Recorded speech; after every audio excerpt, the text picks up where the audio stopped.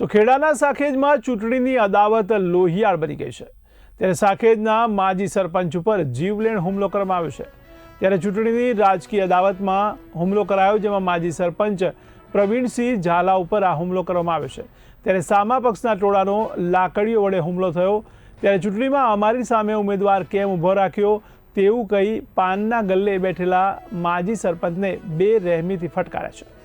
ત્યારે આ હુમલાની સમગ્ર ઘટના પાનના ગલ્લાના સીસીટીવી કેમેરામાં કેદ થઈ છે। તો સોશિયલ મીડિયામાં માજી સરપંચ પરના હુમલાના ફૂટેજ પણ વાયરલ થયા છે। ત્યારે માથા અને શરીરે ગંભીર ઇજાઓ થતાં લોહી લુહાણ માજી સરપંચને નડિયાદની ખાનગી હોસ્પિટલમાં ખસેડવામાં આવ્યા છે।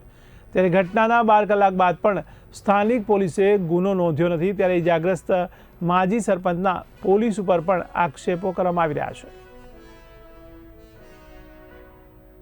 ઝાલા પ્રવીણસિંહ તખતસિંહ મારું નામ, સાંખેજ ગામનો રહેવાસી। ગઈ રાત્રે 8 થી 9 ગાળાના દરમિયાન હું મસાલો ખાવા માટે ઘરેથી નીકળ્યો, ગલ્લે આવ્યો, તેમજ મસાલો ખાતો હતો અને બેઠો તો તે દરમિયાન મહેશભાઈ સકરાભાઈ ઝાલા તેમજ એમના બધા મળતિયા લોકો ગેરકાયદેસર મંડળી રચી મારી પર હુમલો કરેલ। તે પછી મને સારવાર દરમિયાન હું નડિયાદ રાધાસ્વામી હોસ્પિટલમાં એડમિટ થયો।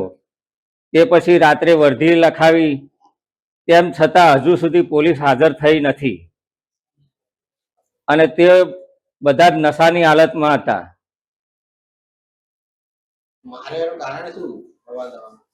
મારે એમાં ઇલેક્શન બાબતની મન દુઃખ રાખી મારી ઉપર હુમલો કરેલ છે। હા, સામેવાળા હતા। હું માજી સરપંચ છું।